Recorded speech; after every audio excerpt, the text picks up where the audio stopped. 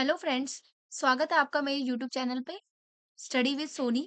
तो आज हम साइकोलॉजी का यूनिट 1 करने वाले हैं, अंडरस्टैंडिंग लर्निंग का पॉइंट 3, थ्योरीज ऑफ लर्निंग का पॉइंट 2, थॉर्नडाइक एक्सपेरिमेंट। तो हमने इससे पहले इनसाइट की थ्योरी करी थी। अब हमारा जो दूसरी थ्योरी है वो आज हम करेंगे, जो कि है थॉर्नडाइक का एक्सपेरिमेंट। थॉर्नडाइक थ्योरी करने वाले हैं आज हम, जिसको हम ट्रायल एंड एरर थ्योरी के नाम से भी जानते हैं। अगर आपने इससे पहले वाली इनसाइट की थ्योरी नहीं देखी है तो आप मेरे प्लेलिस्ट में जाके देख सकते हैं। वहाँ पे आपको जो इससे पहले वाली जो थ्योरी है वो इनसाइड थ्योरी आपको वहाँ मिल जाएगी।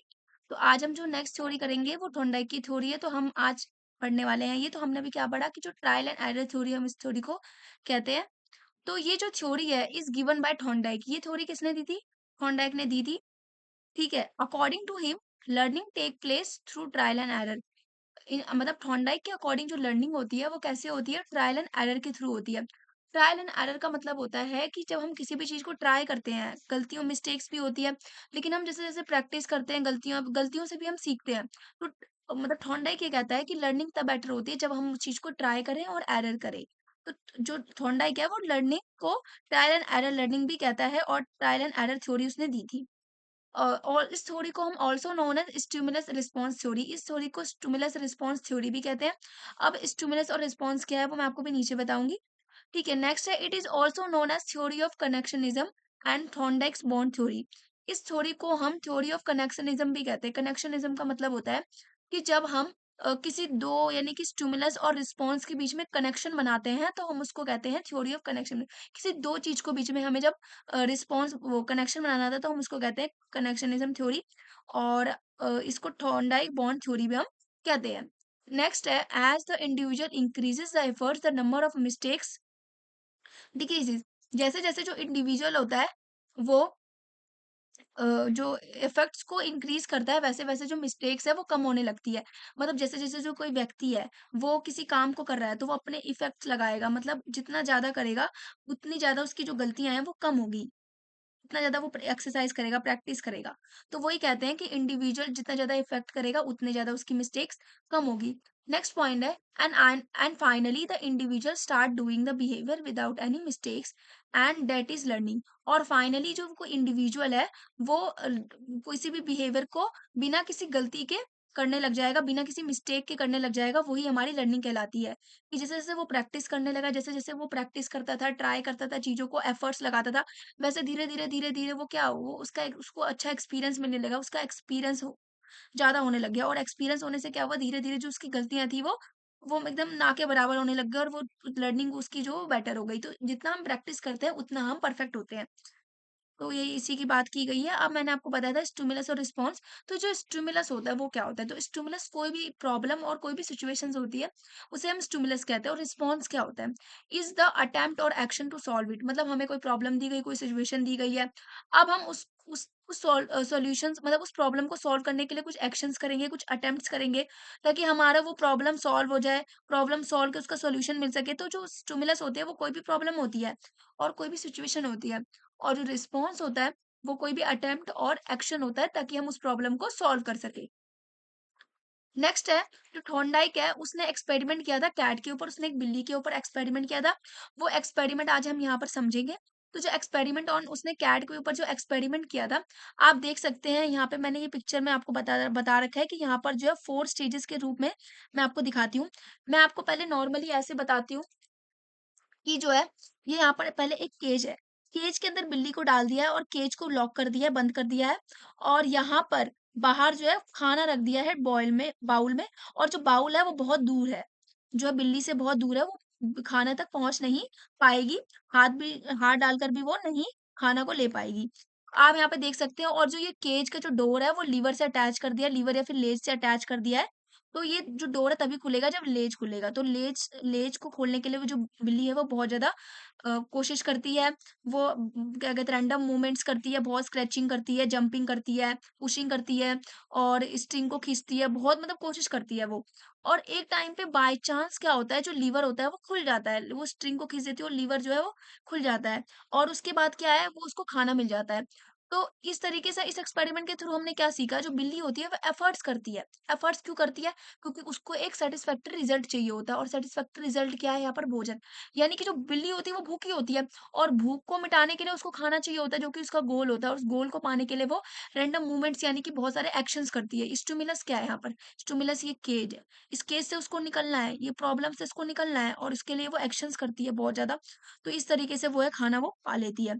तो यही इस एक्सपेरिमेंट के थ्रू थॉर्नडाइक बताना चाहते हैं कि जो ट्रायल एंड एरर बहुत इंपॉर्टेंट है। क्या बिल्ली को पता था कि केज कैसे खुलेगा? नहीं पता था। उसने स्क्रैचिंग मतलब बहुत सारे रैंडम मूवमेंट्स किए, तब जाके उसको पता चला। नेक्स्ट हम देखेंगे स्टेज। अब हम इसको थोड़ा हम पढ़ते हैं स्टेजेस के रूप में। तो स्टेजेस वन क्या है?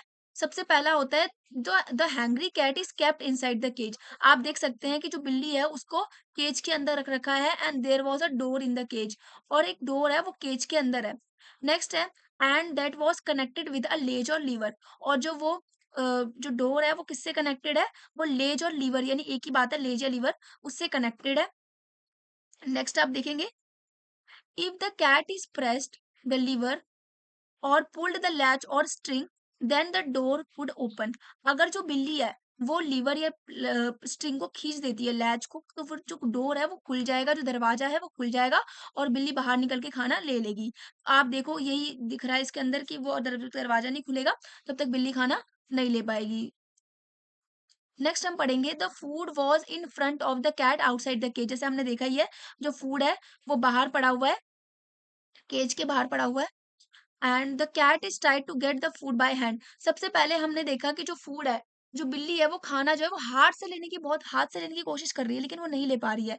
तो वो ये बोल रहा है कि जो फूड को है ना, जो बिल्ली है वो हाथ से लेने का ट्राई करेगी, लेकिन वो नहीं ले पाएगी, बट कांट। अब स्टेज टू हम देखेंगे। स्टेज टू में आप देख सकते हैं कि जो बिल्ली है वो उछल रही है, स्क्रैचेस कर रही है, रैंडम मूवमेंट्स कर रही है। तो हम यही स्टेप टू में पढ़ेंगे। देखते हैं। In the beginning the cat shows a lot of random movements. शुरुआत में जो बिल्ली है वो बहुत सारे रैंडम मूवमेंट्स करती है, जैसे स्क्रैचिंग हो गया, बाइटिंग हो गया, ठीक है, लकड़ी जो केज है उसको दांत से काटने की कोशिश करेगी, ब्रास पुशिंग करेगी, ठीक है, पुश करने की कोशिश करेगी ताकि वो गिर जाए, वो खुल जाए, जंपिंग करेगी, कूदेगी। तो वो अपने तरीके से पूरी कोशिश करती है, ट्राई करती है और एरर, ट्राई करती है, ट्राई और एरर करती है कि जो ये है वो खुल जाए। नेक्स्ट हम देखेंगे, वो बहुत अपनी तरीके से पूरी कोशिश करती है। नेक्स्ट स्टेप में हम देखेंगे, after many random attempts by chance the cat would hit the latch and the door would open. जो बहुत सारे रैंडम मूवमेंट्स के बाद क्या होता है, बाय चांस, अचानक से, बाय चांस मतलब उसको पता नहीं उसने क्या रैंडम मूवमेंट किया। बाय चांस क्या होता है, अचानक से जो होता है ना, वो जो दो लैच है वो उसकी स्ट्रिंग खींच जाती है, वो जो डोर है वो ओपन हो जाता है। देख सकते हैं आप, इसने स्ट्रिंग खींची, वो तरीके से, मतलब बाय चांस हो जाता है हम लोग के साथ भी। हमारे साथ कभी बहुत बार होता है, जब हम पासवर्ड खोलने की कोशिश करते हैं, हम पासवर्ड लगा के भूल जाते हैं, तो बाय चांस हम बहुत सारी कोशिश करते हैं और फिर एक टाइम आने के बाद हमारा पासवर्ड खुल जाता है, लेकिन हम हमें ध्यान नहीं है हमने क्या डायल किया था। तो वही वो रैंडम, मतलब बाय चांस उससे वो खुल जाता है। खुलने के बाद वो डोर से बाहर निकल जाती है और वो फूड ले लेती है। देख सकते हैं। एंड यहाँ पे तो हम स्टेप पे थे। By chance the cat would hit the latch and the door would open. And stage four क्या, the cat got the food and food was satisfactory result for the cat. जैसे कि मैंने आपको स्टार्टिंग में बताया था, अगर खाना सेटिस्फैक्ट्री रिजल्ट नहीं होता तो क्या कैट करती? क्या कैट अगर भूखी नहीं होती तो ये क्या करती? तो इससे उन्होंने थॉर्नडाइक ने स्पेशली जो भूखी कैट है, हंग्री हंग्री कैट को इस एक्सपेरिमेंट में यूज किया था, और सेटिस्फैक्ट्री रिजल्ट यानी कि खाना, खाना उसके सामने रख दिया, जिसकी वजह से वो रैंडम मूवमेंट्स करेगी, एक्सरसाइज करेगी। तो सैटिस्फैक्टरी रिजल्ट होना बहुत ही ज़्यादा ज़रूरी है। अगर मान लो, मैं आपको एग्ज़ाम्पल देती हूँ, अगर वहाँ पे सैटिस्फैक्टरी रिजल्ट नहीं होता, या फिर कुछ भयानक, कुछ पनिशमेंट टाइप होता है, जैसे अगर उसको चोट लगती, या फिर वहाँ पर कुछ खाने के नाम पर वहाँ पे कुछ और रख दिया होता जिससे वो कैट को हार्म हो जाता, तो क्या वो नेक्स्ट टाइम से ऐसा कुछ करती? तो जो रिजल्ट होना चाहिए वो सैटिस्फैक्टरी होना चाहिए। The cat got the food was the satisfactory result of the cat. तो हमने एक एक्सपेरिमेंट में देख लिया, आप देख सकते हैं। तो इस तरीके से जो कैट है उसको खाना मिल जाता है, तो ये हमारा एक्सपेरिमेंट हमने समझ लिया। अब हम पढ़ेंगे यहाँ से, this was repeated again and again and each time the mistake committed by the cat decreasing. जैसे कि हम जानते हैं कि कैट को जो फूड मिल गया, लेकिन एक बात बताओ, वो रिपीट क्यों करेगी उस, मतलब उस एक्शंस को वो रिपीट क्यों करेगी बार बार? इसलिए करेगी क्योंकि उसके लिए जो फूड था वो एक सेटिस्फैक्टरी रिजल्ट था। अगर सैटिस्फैक्टरी रिजल्ट नहीं होता तो वो उसको रिपीट नहीं करती। तो जो चीज़ हमें अच्छी लगती है, जिससे हमें कुछ रिवॉर्ड मिलता है, ये जो हमें ऐसा लगता है कि ये चीज़ हमारे लिए बेटर है, हमारे लिए अच्छी है, जिससे हम सैटिस्फाई हो पाते हैं, तो वो चीज़ हम उसको फिर बार-बार रिपीट करते हैं। तो जो प्रोसेस वो रिपीटेड अगेन एंड अगेन, और रिपीट करने के बाद क्या होता है, हमने क रिपीट किया, रिपीट किया, रिपीट किया, हमें पता है कि ये चीज़ हमारे लिए बेटर है। हम रिपीट कर दो, एक टाइम के बाद हमें वो चीज़ बहुत अच्छे से आ जाती है, और जो हमारी मिस्टेक्स होती है वो भी कम हो जाती है, गलतियाँ हम कम करने लगते हैं। तो this process were repeated again and again, and each time the mistake committed by the cat decreasing, धीरे-धीरे जो गलतियाँ हैं वो कम होने लगती है, एरर्स हैं वो कम होने लगते हैं, and finally the cat learn the behaviour of opening the door without any error. तो जो कैट है वो लर्न कर लेती है बिहेवियर कि डोर को कैसे खोलना है बिना किसी बिना किसी एरर के, बिना किसी गलती के, and that was our learning. और थॉर्नडाइक के अकॉर्डिंग यही क्या है, हमारी लर्निंग है कि जो हम प्रैक्टिस करते हैं, हम ट्राई करते हैं चीज़ों को, और एरर भी होता है, कोई बात नहीं, लेकिन हम उस लर्निंग को सीख जाते हैं। तो ये हमने एक्सपेरिमेंट हमने करा यहाँ पर। आपको आई होप ये जो एक्सपेरिमेंट है वो समझ आ गया होगा। अब हम नीचे चलते हैं। अब हम देखते हैं according to this theory what is stimulus and response. मैं आपसे पूछना चाहती हूँ कि इस थ्योरी के अकॉर्डिंग आपको क्या लगता है, स्टिमुलस क्या होगा और रिस्पॉन्स क्या होगा? स्टिमुलस से मैंने आपको पहले बताया, कोई भी प्रॉब्लम, कोई भी सिचुएशंस, और रिस्पॉन्स क्या होता है, कोई भी एक्शंस जो कि अटेम्प्ट करना है उस प्रॉब्लम से निकलने के लिए, सॉल्व करने के लिए। तो हम जैसे कि जानते हैं वहाँ पे उस बिल्ली के लिए क्या प्रॉब्लम थी, केज। यानी कि वो इस एक्सपेरिमेंट में केज जो था, जो पिंजरा था जिसमें बिल्ली को डाल रखा था, बंद कर रखा था, वो उसके लिए बहुत बड़ी सिचुएशन थी, बहुत बड़ी प्रॉब्लम थी, जिससे वो बाहर निकलना चाहती थी और खाना खाना चाहती थी।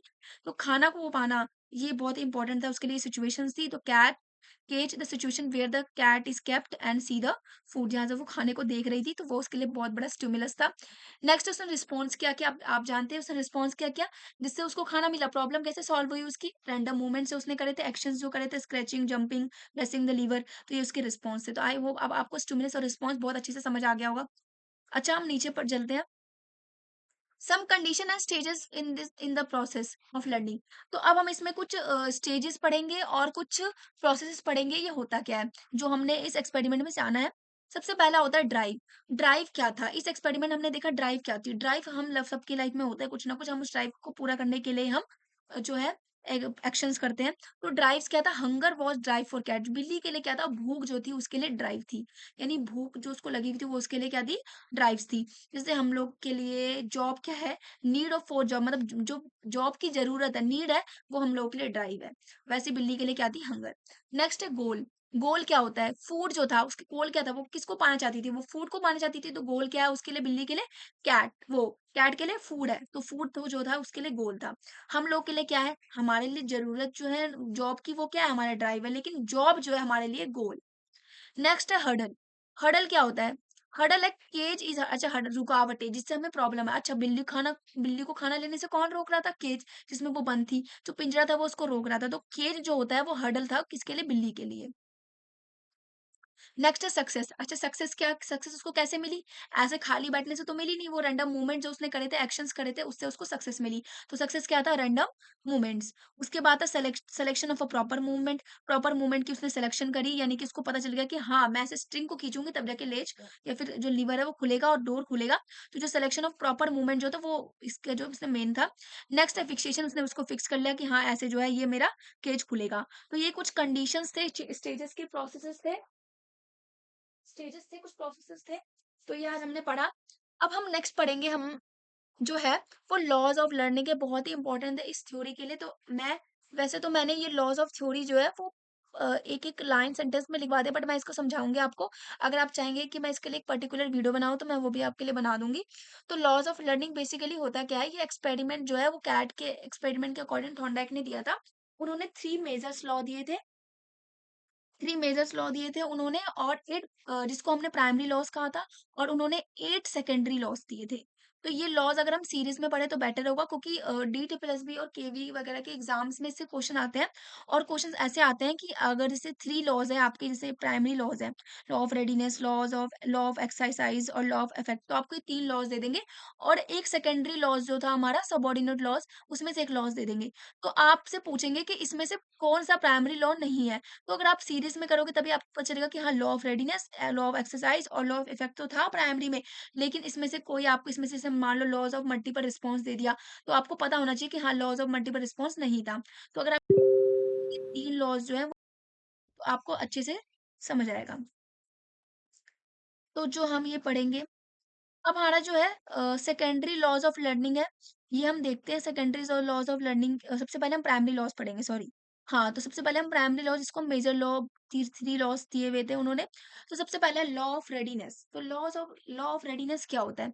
लॉ ऑफ रेडी सबसे पहले मैं आपसे पूछना चाहती हूँ कि रेडीनेस क्या होता है? रेडीनेस का मतलब होता है कि जब हम किसी भी चीज़ के लिए रेडी होते हैं, मेंटली, फिज़िकली, इमोशनली किसी भी चीज़ के लिए अगर हम रेडी होते हैं तो वो हमारा लॉ ऑफ वो हमारा रेडीनेस होता है। अगर आप कोई चीज़ करना चाहते हैं लेकिन आप वो मेंटली फिट नहीं हो, आप मेंटली रेडी नहीं हो, तो क्या आप वो चीज़ कर पाओगे? नहीं कर पाओगे। तो आपको मेंटली रेडी होना बहुत ज़्यादा इम्पोर्टेंट है। फिज़िकली भी मान लो आप मेंटली मतलब आपकी तबीयत खराब है, स्ट्रेस है, आपको हेडेक हो रहा है, तो आप नहीं कर पाओगे। तो फिज़िकली, मेंटली और ये इमोशनली भी आप रो रहे हो, तो अगर आप डिस्टर्ब हो, तो आप क्या लर्न कर किसी भी चीज़ को अच्छे से समझ पाओगे? रेडी कर पाओगे कि रेडी हो पाओगे किसी भी लर्निंग को करने के लिए? तो रेडी होना बहुत ज़्यादा इम्पोर्टेंट रेडीनेस यही होता है। तो अगर आपको किसी भी चीज़ को सीखना है तो आपको उसके लिए पहले रेडी होना ज़रूरी है। तो लॉ ऑफ रेडीनेस यही होता है कि अगर एक बच्चा है वो रेडी है किसी लर्निंग के लिए, तब लर्निंग बहुत ईज़िली कर लेगा और इफेक्टिवली कर लेगा। लेकिन अगर बच्चा रेडी नहीं है, तो वो लर्निंग ईज़िली और इफेक्टिवली नहीं कर पाएगा। तो लर्निंग के लिए रेडी होना बहुत ज़्यादा ज़रूरी है। तो आई ये तो आपको अच्छे से समझ आ गई होगी। नेक्स्ट है हमारा law of exercise. Law of exercise क्या होता है कि एक्सरसाइज़ का मतलब क्या होता है? प्रैक्टिस करना। यानी कि अगर आप किसी चीज़ के लिए मान लो रेडी नहीं भी हो, अगर आप किसी चीज़ के लिए रेडी नहीं हो, आपका इफ़ेक्ट भी अच्छा नहीं है, लेकिन अगर आप उस चीज़ को बार-बार, बार-बार, बार-बार, बार-बार प्रैक्टिस करते हो, एक्सरसाइज़ करते हो, ऑटोमेटिकली आपको वो चीज़ अच्छे से आ जाती है। जैसे मैथ है, जैसे मैथ हम सबको डर होता है, फ़ोबिया होता है मैथ से, मैक्सिमम को होता है। तो मै क्या बोलते हैं कि मैथ में प्रैक्टिस करो, जितनी आप प्रैक्टिस करोगे उतनी आपकी मैथ स्ट्रॉन्ग होगी, आपको और उतने मैथ्स अच्छा हो, आपके कॉन्सेप्ट की क्लैरिटी और ज़्यादा अच्छे से होगी। तो एक्सरसाइज़ जैसे-जैसे हम प्रैक्टिस करते हैं, तो वैसे-वैसे हमारी मैथ अच्छी हो जाती है। तो एक्सरसाइज़ करना अगर आप रेडी ही नहीं हो, बच्चों का मन नहीं करता मैथ्स करने का, वो मन से बोलते हैं नहीं करना, नहीं करना, नहीं होगा, मुझसे नहीं होगा, वो रेडी नहीं पर एक तरीके से देखा जाए अगर वो एक्सरसाइज़ करते हैं ना, तो भी वो कर लेते हैं। मतलब डरते हैं लेकिन फिर भी अगर वो प्रैक्टिस करते हैं वो कि नहीं प्रैक्टिस करता हूँ, क्या पता आ जाए, क्या पता हो जाए। तो प्रैक्टिस से वो बच्चा सीख जाता है। तो प्रैक्टिस जो है मेक अ मैन परफेक्ट जैसे कि हम जानते हैं ये बात। तो लॉ ऑफ एक्सरसाइज़ यही था। तो नेक्स्ट है हमारा अब मैं इसको लॉज़ ऑफ यूज़ और डिसयूज़ भी कहते हैं। लॉज़ ऑफ एक्सरसाइज़ को मैं आपको बता देती हूँ, अगर एग्ज़ाम में आया तो आप कन्फ्यूज़ मत होना। इसको लॉज़ ऑफ यूज़ भी बोलते हैं और लॉज़ ऑफ डिसयूज़ भी बोलते हैं। यानी कि जितनी ज़्यादा प्रैक्टिस करोगे तो आपकी लर्निंग स्ट्रेंथ हो जाएगी। लॉज़ ऑफ डिसयूज़ का मतलब है अगर आप प्रैक्टिस नहीं करोगे तो आपकी लर्निंग वीक हो जाएगी। तो ये होता है लॉज़ ऑफ यूज़ और लॉज़ ऑफ डिसयूज़ यानी कि आप डेली प्रैक्टिस करोगे मैथ की तो आपकी प्रॉब्लम सॉल्विंग एबिलिटी जो है मैथ में वो स्ट्रॉन्ग हो जाएगी।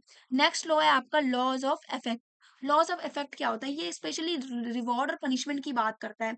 यानी कि अगर आपका रिज़ल्ट अच्छा है, अगर आपका सैटिस्फैक्टरी रिज़ल्ट आपको मिल रहा है, जैसे मैंने अभी कैट केस में बताया, अगर कैट को सैटिस्फैक्टरी रिज़ल्ट नहीं मिलता, उसको कुछ पनिश मिलता, कुछ हार्म या उसको चोट पहुँचता किसी भी चीज़ से, मान लो वहाँ पे कोई कील रख दी होती, उसको चुभ जाती फूड के पास, तो खाना तो दूर की बात है, फिर वो नेक्स्ट टाइम सोचती नहीं है वो करने से। मतलब अगर सैटिस्फैक्टरी रिज़ल्ट हो, तो इंसान वो चीज़ करता है। यानी अगर रिवॉर्ड मिले, तो वो चीज़ करता है, पनिशमेंट भी बहुत इफ़ेक्ट डालती है, फिर वो नहीं करता है। तो लॉज़ ऑफ इफेक्ट बहुत ही ज़्यादा इम्पोर्टेंट है कि if the result of any behavior is satisfactory then the individual learn that behavior easily तो जो क्या कहते हैं वो सेटिस्फैक्टरी रिजल्ट होना बहुत ही ज्यादा इम्पोर्टेंट है। तो मैंने आपको लॉज़ ऑफ इसका एग्ज़ाम्पल और मैं आपको ये बताना चाहती हूँ कि जैसे अगर एक बच्चा है, अगर वो होमवर्क उसको होमवर्क करने के लिए बोलते हैं, बट वो होमवर्क नहीं करना चाहता, मतलब वो बोलता है नहीं, लेकिन जब वो होमवर्क करके जाता है तो टीचर उसकी उसकी तारीफ़ करती है, उसको प्रेज़ करती है, "वो बेटा बहुत अच्छा किया आपने।" उसकी तारीफ़ करते हैं तो वो नेक्स्ट टाइम से बोलेगा टीचर ने मेरी तारीफ़ की या फिर चॉकलेट दिया, रिवॉर्ड दिया, तो नेक्स्ट टाइम से वो बच्चा होमवर्क करेगा। तो अगर इफ़ेक्ट अच्छा हो, सैटिस्फैक्टरी रिज़ल्ट हो, तो फिर हम वो चीज़ करने लगते हैं। नेक्स्ट है हमारा secondary laws of learning. Secondary laws of learning क्या होती है? Laws of secondary laws of learning क्या होती है? Laws of multiple response laws of multiple सबसे पहले इसमें 8 लॉज़ हैं। Laws of multiple response, laws of mental set और attitude, laws of partial response, laws of assimilation and analogy, laws of associative shifting, laws of recency, laws of primacy और laws of intensity of stimulus. तो ये 8 law अलग secondary laws हैं, जो कि इन्होंने अलग से दिए थे। इसके बारे में हम पढ़ेंगे। तो ये होते क्या है? सेकेंडरी लॉज़ में सबसे पहला laws of multiple response. Multiple से आप क्या समझते हैं कि मल्टीपल टाइम करना। अगर एक चीज़, अगर मान लो आप किसी भी प्रॉब्लम को सॉल्व कर रहे हो, आपके पास कोई प्रॉब्लम दी गई है और आप उस प्रॉब्लम को सॉल्व करने की कोशिश करते हो, लेकिन अगर आपका उस प्रॉब्लम का जो सॉल्यूशन है, एक मेथड से नहीं, एक अप्रोच जो आपने यूज़ किया है, एक कौन मतलब नहीं हो पा रहा है। जो भी आपने रिस्पॉन्स, जो भी आपने एक्शन किया, उससे उसके थ्रू आपका जो रिज़ल्ट है वो नहीं निकल रहा, सॉल्यूशन नहीं निकल रहा, तो आप क्या करेंगे? बैठ जाएँगे थक हार के? नहीं, आप अलग दूसरा मेथड यूज़ करेंगे, दूसरा कोई प्रोसेस यूज़ करेंगे। तो लॉज़ ऑफ मल्टीपल रिस्पॉन्स का मतलब है कि एक प्रॉब्लम को सॉल्व करने के लिए डिफरेंट डिफरेंट अटेम्प्ट्स होने चाहिए। अगर आप एक अटेम्प्ट आपका फेल हो रहा है तो कोई बात नहीं, आप दूसरा अटेम्प्ट करो, ठीक है? तो आप अलग तरीके से आप कर सकते हो। तो एक प्रॉब्लम को सॉल्व करने के लिए मल्टीपल रिस्पॉन्स होने चाहिए। जो कैट, जैसे आपने इस एक्सपेरिमेंट में देखा कि जो कैट है वो क्या करती है, स्क्रैचिंग करती है, जंपिंग करती है, ठीक है, पुशिंग करती है। वो अलग-अलग तरीके से कोशिश करते हैं कि कैसे ना कैसे करके ये जो लेज़ है, वो डोर है, वो खुल जाए और मैं फूड को पालूँ। तो वो अलग-अलग तरीके से मल्टीपल रिस्पॉन्स करते हैं। तो यही होता है हमारा law of multiple response. Next है हमारा सेकंड जो है वो है हमारा लॉ ऑफ मेंटल सेट और attitude. Law of mental set और एटीट्यूड से हम क्या समझते हैं? लॉ ऑफ मेंटल लॉ उससे हम क्या समझते हैं कि अगर आपका एटीट्यूड बहुत इंपॉर्टेंट चीज़ है कि अगर आप पॉजिटिवली आपका जो एटीट्यूड है वो कैसा है, पॉजिटिव है और नेगेटिव है, कि वो चीज़ बहुत ही ज़्यादा इंपॉर्टेंट होती है। पर्सन का माइंडसेट, उसका एटीट्यूड जो है उसकी लर्निंग को बहुत ज़्यादा इन्फ्लुएंस करता है। अगर आप बोलेंगे मुझसे नहीं होगा, मैं नहीं कर सकता, तो आप फिर उस चीज़ को आपकी लर्निंग बेटर नहीं हो पाएगी। लेकिन अगर आप बोलोगे कि मैं कर सकता हूँ, मैं मेरे से हो जाएगा, तो आपकी लर्निंग बेटर होगी। इससे एक एग्जांपल मैं आपको देती हूँ कि एक इंसान है, वो इंग्लिश सीखना चाहता है, वो इंग्लिश की प्रैक्टिस करता है, लेकिन उसने माइंडसेट में ये डाल दिया है कि मेरे से नहीं होगा। एक पर्सन ए है, वो उसको ये लगता है कि मेरे से नहीं हो पाएगा, मैं नहीं सीख पाऊँगा। दूसरा पर्सन ये सोचता है कि नहीं, नहीं मैं कर सकता हूँ, मेरे से हो जाएगा, वो डेली प्रैक्टिस करेगा। तो जो आप देखेंगे कुछ टाइम बाद, 1 महीने बाद जो पर्सन जो बी था, जो जो सोचता था कि हाँ, मेरे से हो सकता है, तो वो जल्दी सीख जाएगा, वो उसकी जो लर्निंग है उसकी इफ़ेक्ट दिखने लगेगा, वो इंग्लिश जो है अच्छे से करने लगेगा। तो इस तरीके से हम कह सकते हैं कि अगर उसका एटीट्यूड अच्छा हो, उसका मेंटल सेट जो है वो अच्छा हो, तो लर्निंग जो है वो बेटर होती है। तो मेंटल सेट जो है, एटीट्यूड है, बहुत ही ज़्यादा इंपॉर्टेंट होता है लर्निंग के लिए। आपका एटीट्यूड होना बहुत ही ज़रूरी है। आपको बोलना चाहिए I can do, I can pass pass the exam, मैं कुछ भी कर सकता हूँ। जो ड्यूरिंग लर्निंग के टाइम जो पॉजिटिव एटीट्यूड है वो मस्ट होना चाहिए। नेक्स्ट है हमारा law of partial response. Laws of partial response का मतलब क्या होता है कि अगर आप कोई भी अगर आप लर्निंग कर रहे हो, तो आप उसमें ना पूरी तरीके से इन्वॉल्व हो। जब तक आप उसमें पूरी तरीके से इन्वॉल्व हो, आपकी लर्निंग नहीं होगी। ऐसा नहीं कि आप पैसिव हो, आपको उसमें एक्टिवली इन्वॉल्व होना चाहिए। जैसे अगर आप कोई भी लेक्चर लेक्चर देख रहे हो, तो मतलब सुन रहे हो, बस देख रहे हो, मतलब एक देख रहे हो, सुन रहे हो, कोई एक चीज कर रहे हो, तो आपको नहीं, अगर आप उस अच्छे से उसको इसमें एंगेज होगे, एग्जाम्पल्स के थ्रू करोगे, एक्टिविटीज के थ्रू करोगे, तो वो आपको ज़्यादा अच्छे से समझ आएगी। तो लर्निंग में एक्टिवली एंगेज होना, एक्टिवली इन्वॉल्व होना, तभी जाके वो लर्निंग आपकी बेटर हो पाती है। तो वही होता है हमारा पार्शियल रिस्पॉन्स, की जो इंडिविजुअल है उसको रिपीट करना चाहिए उस बिहेवियर को, जिसको पता है कि हाँ मेरे को इससे करने से मेरे को फायदा हो रहा है, तो आपको वो चीज़ करनी चाहिए। तो ये होता है law of partial response. Next हमारा लॉ है law of assimilation and analogy. Law of assimilation and analogy क्या होता है कि जो इसे बोलता है नोन टू अननोन। ये नोन टू अननोन की बात करता है, ये प्रीवियस नॉलेज की बात करता है कि अगर आप कोई भी लर्निंग कर रहे हो, अगर आप कोई नई चीज़ सीख रहे हो, तो आपको उसका प्रीवियस नॉलेज, आपका उसका पास्ट का नॉलेज है, उसके बारे में आपको पता होना चाहिए। अगर आपको उसके बारे में प्रीवियस नॉलेज पता है, तो आप उस चीज़ को इफेक्टिवली और एक्टिवली सीख जाओगे, उसको अच्छे से सीख जाओगे, वो लर्निंग आपकी और बेटर होगी। और जो आपकी जो प्रीवियस नॉलेज है ना, जो आपकी न्यू नॉलेज है ना, उससे सिमिलर होनी चाहिए, मिलती-जुलती होनी चाहिए। ऐसे नहीं आपको दूसरी चीज़ की प्रीवियस नॉलेज है और आप कर कुछ और रहे हो, तो फिर वो उसका फ़ायदा नहीं है। जो भी आप कर रहे हो, वो मिलती-जुलती होनी चाहिए। तो प्रीवियस नॉलेज से जो है वो जो हमारी न्यू नॉलेज है वो अच्छे से हम सीख जाते हैं। तो इसलिए हमें प्रीवियस नॉलेज को ज़्यादा अच्छे से ग्रो करना चाहिए। तो प्रीवियस नॉलेज का होना बहुत ही ज़्यादा इंपॉर्टेंट है। जैसे कि मैं आपको एग्ज़ाम्पल देती हूँ कि एक व्यक्ति है, एक इंसान है, अगर वो स्कूटी सीखना चाहता है या फिर वो बाइक सीखना चाहता है, तो उससे पहले उसको बाईसाइकिल की नॉलेज, उसको बाईसाइकिल चलाना आना चाहिए। या अगर मान लो वो बाइक सीखना चाहता है तो स्कूटी चलाना आना चाहिए। तो मतलब उसको, अगर वो कोई भी एक चीज़ अच्छे से, मतलब उसको प्रीवियस नॉलेज है कि हाँ भाई बाईसाइकिल में मुझे ऐसे-ऐसे बैलेंस करना है ये, तो वो अच्छे से कर लेगा। तो प्रीवियस नॉलेज होना बहुत ही ज़्यादा इंपॉर्टेंट, तो यही होता है law of assimilation and analogy, कि जो है नोन टू अननोन जो हमें पता होना चाहिए। नेक्स्ट हमारा लॉ ऑफ एसोसिएटिव शिफ्टिंग है। लॉ ऑफ एसोसिएटिव शिफ्टिंग क्या होता है कि किसी भी 2 कॉन्सेप्ट को एसोसिएट करना, जोड़ के करना, एक कॉन्सेप्ट को दूसरे कॉन्सेप्ट से जोड़ना। ठीक है? तो वो ये होता है हमारा लॉ ऑफ एसोसिएटिव शिफ्टिंग। जैसे कि मैं आपको बताती हूँ कि जो एक नॉलेज है वो दूसरे जैसे कि मैं आपको एग्ज़ाम्पल देती हूँ कि जैसे आप हिल स्टेशन पे जाते हैं हिल स्टेशन पे जाते हैं तो वहाँ पर आपने देखा है कि पहाड़ों पर मैगी वग़ैरह मिलते हैं तो आप सोचते हैं कि मैं पहाड़ों पे जाऊँगा, वहाँ पे मैं मैगी खाऊँगा तो एक तरीके से उससे आप कनेक्ट करते हैं। या फिर जैसे आपके घर में रिलेटिव्स आते हैं, तो जब रिलेटिव्स आते हैं आपके घर में तो आप सोचते हो अ, कि वो रिलेटिव्स जो है वो हम आए हैं, जैसे हम सबके साथ ऐसा होता है कि कोई रिलेटिव आता है, तो जब जाने लगता है तो हम सोचते हैं कि वो हमें मनी देंगे या कुछ गिफ्ट देंगे या हमें कुछ देंगे। सबके साथ तो हमने जो अ, गेस्ट आए थे उसको हमने किससे एसोसिएट किया से किया मनी से कि वो हमें हमें कोई गिफ्ट देंगे। तो ये होता है एसोसिएट शिफ्टिंग कि किसी भी 2 चीज़ों को एसोसिएट करना। ठीक है, तो यही होता है हमारा अभी हम एक एक्सपेरिमेंट करेंगे, तो उस एक्सपेरिमेंट में जो हम इसके बाद जो हमारी नेक्स्ट थ्योरी है पैवलोव की उसमें जो डॉग जो है वो उसको जब खाना खिलाते हैं तो वो बेल से एसोसिएट करता है फूड को। तो बेल आई तो वो सेलिब्रेशन करने लगता है तो वो सोचता है कि मुझे फूड मिलेगा। इस तरीके से जो होता है तो हम इस बेल से फूड को एसोसिएट किया था। एसोसिएट का मतलब है हम जब किसी 2 चीज़ों को जोड़ते हैं तो उसको कहते हैं एसोसिएटिव हमारी शिफ्टिंग।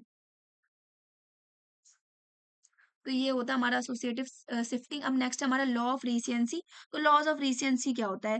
देखो रिसेंसी यानी रीसेंट, जो चीज़ रीसेंट की है वो हमें ज़्यादा अच्छे से याद रहती है। जो चीज़ अभी हमने रिसेंट में पढ़ी है वो हमें अच्छे से याद रहती है। और जैसे कि स्टूडेंट है अगर वो किसी भी टॉपिक जैसे हमारे हम एग्ज़ाम से पहले जो भी टॉपिक अच्छे से करके जो उससे पहले करते हैं ना, जैसे हमारा अभी एग्ज़ाम है उससे पहले अगर हमने कोई टॉपिक अच्छे से रिवाइज़ किया है, तो हमारे दिमाग में वही चलता रहता है, वो रिसेंट जो हमने पढ़ा था। तो रिसेंसी का मतलब होता है जो चीज़ आपने स्टार्टिंग की जो चीज़ है वो हमें अच्छी बेटर तरीके से लर्न होती है, ज़्यादा अच्छे से लर्न लर्न होती है। तो लॉज़ ऑफ प्राइमेसी क्या होता है? लॉ ऑफ प्राइमेसी का मतलब है जो हमने पहले करी है, प्राइम जो हमने चीज़ पहले करी है फर्स्ट थिंग वो ज़्यादा अच्छे से लर्न रहती है और लास्ट की भी चीज़ है वो बहुत अच्छे से लर्न रहती है। जैसे मैं इसका एग्ज़ाम्पल सिखाती हूँ कि जैसे अगर हम कोई मेथड वगैरह करते हैं, जैसे हम कोई मैथ का कोई सम सॉल्व करते हैं, तो आपने देखा होगा कि किसी एक क्वेश्चन को करने के अलग-अलग तरीके होते हैं, अलग-अलग मेथड्स होते हैं। जैसे मैम कहती है कि इस आप इस क्वेश्चन को आप दूसरे मेथड से भी कर सकते हो। सबसे पहले मैम हमको कोई मेथड सिखाती है, फिर हम वो करते हैं, हमें वो अच्छे से समझ आ जाता है। फिर मैम कहती है कि चलो मैं आपको एक और मेथड इसके 3 मेथड्स है करने के। पहले वो हम फर्स्ट मेथड हमें बताती हैं, तो हम उससे करते हैं, क्वेश्चन सॉल्व करने की कोशिश करते हैं। तो वो हमें मेथड जब मैम हमें समझाती है, तो हमें अच्छे से समझ आ जाता है। फिर मैम हमें दूसरा मेथड समझाती है, वो भी हमें आ जाता है। लेकिन जो पहले वाला आया था, वो हमें ज़्यादा अच्छे से याद आता है कि मैम हम आपने जो पहले बताया था ना, वही बेटर था, वही अच्छा था। फिर मैम एक और लास्ट में बताती है, फिर वो भी हमें अच्छे से याद है। तो हमें जो स्टार्टिंग की चीज़ है और लास्ट की चीज़ है, वो तो याद रहती है, लेकिन हम बीच का भूल जाते हैं। तो ये होता है लॉ ऑफ प्रिमेसी। नेक्स्ट है law of intensity of stimulus. Law of intensity of stimulus क्या होता है? जिसकी इंटेंसिटी ज़्यादा होगी, वो लर्निंग बेटर होगी। जैसे मैं आपको इसका एग्ज़ाम्पल देना चाहती हूँ कि जैसे हम मूवी वगैरह देखने जाते हैं, तो मूवी वगैरह में जो हम मूवी देखते हैं, तो हमें कोई-कोई सीन जो होता है ना, वो बहुत टाइम तक याद रह जाता है कि अरे यार! इस मूवी में ये सीन बहुत ज़्यादा गदर था, ये सीन बहुत मस्त था। तो वो उसकी इंटेंसिटी ज़्यादा थी इसलिए वो हमें याद है। जैसे कि मैं आपको एग्ज़ाम्पल देती हूँ मूवी का बाहुबली मूवी, उसमें जो कटप्पा ने जो बाहुबली को मारा था पीछे से, तो वो बहुत ही ट्रेंड में चल रहा था उस टाइम कि बा कटप्पा ने बाहुबली को क्यों मारा, कटप्पा ने बाहुबली को क्यों मारा, बहुत ट्रेंड में। तो ये जो सीन था वो बहुत ज़्यादा इसकी इंटेंसिटी बहुत ज़्यादा हाई थी, तो इसीलिए ये बहुत ज़्यादा शो होता है। तो लर्निंग में भी ये होता है जो जिस स्टिमुलस की इंटेंसिटी बहुत ज़्यादा होती है, तो वो हमें याद रह जाती है, वो चीज़ हमें लर्न रह जाती है। और इंटेंसिटी से तो ये हमारा होता है law of intensity of stimulus. जैसे अगर हम लर्निंग भी करते हैं तो हमें अगर टीचर हमें लेक्चर मेथड से पढ़ा रही होती है तो हम ऐसे बोर की तरह हमें नींद भी आती है। लेकिन अगर वही कोई टीचर हमें छोटे बच्चों की बात करें, छोटे हम तो अब हमें तो लेक्चर मेथड से ही करना पड़ता है। लेकिन जो छोटे बच्चे होते हैं, जैसे उनको अगर क्लास में ऐसे लेक्चर में ऐसे कहानी सुना तो उनको जब एक्टिवली हम एक्टिविटीज़ के थ्रू कि आओ 2 बच्चों आप इसकी एक्टिंग करो, आप इसकी करो या रोल प्ले या फिर किसी हम एक्टिविटी के थ्रू कराते हैं ना तो बच्चों को वो चीज़ याद रहती है इमोशनली। जैसे टीचर जब राइम्स वगैरह पोएम वगैरह कराती है तो उसमें वो एक्टिंग करके भी सिखाती हैं बच्चों को।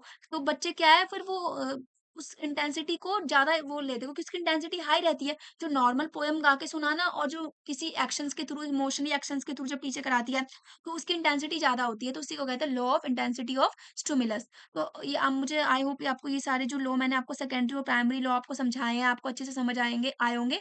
अगर आपको इस लॉज़ के ऊपर एक अलग से सेपरेट वीडियो चाहिए तो मैं आप मुझे कमेंट सेक्शन में बता देना। मैं कोशिश करूँगी कि आपके लिए मैं अलग से लॉज़ ऑफ जो लर्निंग है इसके ऊपर अलग से वीडियोज़ बना दूँ थॉर्नडाइक की जो लॉज़ थी।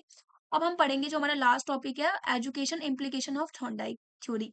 तो education implication of Thorndike theory में क्या होता है, जो इसकी कुछ एजुकेशन इम्प्लीकेशन हमारे जो सिलेबस बुकलेट में था, करना था हमें, तो वही हम करते हैं। सबसे पहले हमारा motivation is important in learning. Motivation होना इंपॉर्टेंट है लर्निंग के लिए, चाहे वो इंटरनल हो चाहे वो एक्सटर्नल हो, मोटिवेशन बहुत ज्यादा इंपॉर्टेंट है। नेक्स्ट है learning should be made purposeful and goal directed. जो लर्निंग है वो पर्पसफुल होनी चाहिए और गोल डायरेक्टेड होनी चाहिए। अगर उस कोई भी हम लर्निंग कर रहे हैं, अगर उसका कोई पर्पस ही नहीं है, कोई गोल ही नहीं है, तो वो लर्निंग व्यर्थ है, कोई काम नहीं। से यहाँ पर भी जब बिल्ली जो वहाँ पे जो एक्शंस कर रही थी, क्यों कर रही थी? क्योंकि उसको खाना चाहिए था, उसका गोल था एक कि हाँ, मुझे इस गोल को पूरा मुझे खाना चाहिए। तो जब तक किसी लर्निंग को अपने मन मन से तो नहीं वो हाथ-पैर ऐसे मार रही थी, उसको मज़ा आ रहा था, क्योंकि उसको खाना चाहिए था, तो कोई गोल होना बहुत ही ज़्यादा ज़रूरी है। नेक्स्ट है इम्पोर्टेंस ऑफ मेंटल रेडीनेस। अभी मैंने आपको रेडीनेस का बताया कि ready mental, physically, emotionally ready होना बहुत ही इंपॉर्टेंट है। अगर आप रेडी नहीं रहोगे तो लर्निंग आप बेटर नहीं कर पाओगे। तो मेंटल रेडीनेस होना बहुत इंपॉर्टेंट है। इंटेंसिटी की जैसे अभी हमने बात करी अभी थोड़ी देर पहले कि इंटेंसिटी होना भी बहुत ज़्यादा इंपॉर्टेंट है। और मीनिंग प्रैक्टिस प्रैक्टिस जैसे हमने लॉ ऑफ एक्सरसाइज की बात करी कि एक्सरसाइज होना भी बहुत ज़्यादा इंपॉर्टेंट है। नेक्स्ट है यूज़ ऑफ प्रीवियस नॉलेज। जैसे अभी हमने लॉज़ ऑफ प्रीवियस नॉलेज वो एनालॉजी और एलिमिनेशन वाला जो हमने पढ़ा था कि प्रीवियस नॉलेज होना बहुत इंपॉर्टेंट है, वो हमारी नई लर्निंग करने में हमारी बहुत ज़्यादा हेल्प करता है। नेक्स्ट है child should be made ready for learning. बच्चों को यार लर्निंग के लिए रेडी करना बहुत ही इंपॉर्टेंट है। अगर बच्चा रेडी नहीं है, वही मैंने आपको बताया रेडीनेस वाला, तो फिर लर्निंग व्यर्थ है। लर्निंग करना बिल्कुल भी व्यर्थ है अगर बच्चा रेडी नहीं है तो। Practice praise successful task and encourage to do again and again in case of failure. देखो, प्रेज़ करना बहुत ही ज़्यादा इम्पोर्टेंट है। मतलब कि अगर हम उसकी तारीफ़ करेंगे, जैसे मैंने आपको उसमें बताया था कि बच्चे की जब तारीफ़ करते हैं, होमवर्क बच्चा नहीं करता, लेकिन जब हमने उसकी तारीफ़ करी, तो बच्चा करने लग गया। तो जो है ये बहुत ही ज़्यादा इम्पोर्टेंट होता है। कि लॉ ऑफ इफेक्ट जिसमें हमने बात की थी, law of use and disuse, कि अगर हम तारीफ़ करते हैं तो वो बच्चा जो है वो टास्क को बार-बार करता है। और हाँ, फेलियर में भी अगर आपको कोई चीज़ नहीं आ रही है, अगर आपका मेंटल एटीट्यूड अच्छा है कि हाँ, मैं ये कर सकता हूँ, मैं ये कर सकता हूँ, तो आप कर लोगे। तो आपका जो है बार-बार आप किसी चीज़ को करते हो, लॉ ऑफ एक्सरसाइज़ भी कहेंगे इसको कि बार-बार करने से भी, और अगेन एंड अगेन हम किसी चीज़ को करते हैं फेलियर में, तो वो चीज़ हमें आ जाती है। तो प्रेज़ करना और अगेन एंड अगेन करना भी इम्पोर्टेंट है। नेक्स्ट है opportunity to learn and repeat. मतलब बच्चों को अपॉर्च्युनिटी देनी चाहिए कि वो लर्न करे और रिपीट करे। ठीक है? तो ये भी बहुत इंपॉर्टेंट है। नेक्स्ट है encourage an independent task. Encourage करना, कोई भी बच्चा कोई काम कर रहा है तो उसको इनकरेज करना, हाँ, वेरी गुड, आपने बहुत अच्छा किया। तो इस तरीके से हमने यहाँ पे कुछ एजुकेशन इम्प्लीकेशंस पढ़े हैं। सबसे पहला हमारा motivation is important in learning. Second है learning should be made purposeful and goal directed. Next है important of mental readiness. Next point है इसी में है इंटेंसिटी एंड मीनिंगफुल प्रैक्टिस। और नेक्स्ट पॉइंट है use of previous knowledge. Child should be made ready for learning. Next है praise successful task and encourage to do and again in case of failure. Next है opportunity to learn and repeat. Next है encourage independent task. तो आपको ये सारे जो मैंने आपको लॉज बताए, एक्सपेरिमेंट्स बताए, और ये थॉर्नडाइक की एक्सपेरिमेंट किस पे था, स्टिमुलस और रिस्पॉन्स बताया। Laws of learning 3 primary laws and 8 secondary laws हमने पढ़े। तो आपको आई होप ये अच्छे से समझ आया होगा। अगर फिर भी आपको कुछ डाउट है तो आप कमेंट सेक्शन में मुझसे पूछ सकते हो। और प्लीज़ मेरे चैनल को सब्सक्राइब कर लेना। और अगर आपको, ताकि मैं भी थोड़ा मोटिवेट हो सकूँ, मुझे भी अच्छा लगेगा वीडियोज़ बनाने में। और अगर आपको कोई भी डाउट हो आप बेझिझक कमेंट सेक्शन में पूछ सकते हो। और अगर आपको प्रीवियस ईयर DSSB या केवी के प्रीवियस ईयर क्वेश्चंस पेपर भी अगर आप चाहते हैं मैं डिस्कस करूँ, तो मैं वो भी आपके लिए डिस्कस करूँगी, आप कमेंट सेक्शन में मुझे बोल सकते हो। तो ये हमने जो आज पढ़ा ठंडाई की थ्योरी, अब हम नेक्स्ट थ्योरी हम अलग लेक्चर में पढ़ेंगे। Thank you so much for watching. Bye bye.